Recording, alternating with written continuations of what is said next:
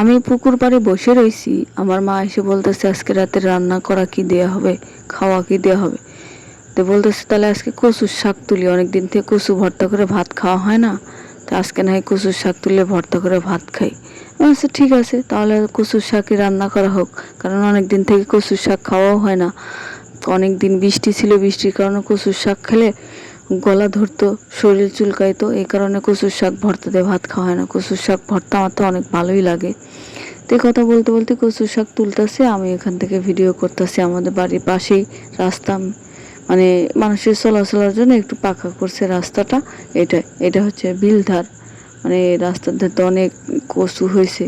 আর আমার এক মামি যাচ্ছে ঘাস কাটতে ছাগলের জন্য, ওদিক দিয়ে ঘাস কাটবে সন্ধ্যার দিকে। তাও আমার মা আনতে কচু উঠাইতেছে, আর আমার মামি দেন কত দূর চলে গেছে ঘাস কাটার জন্য।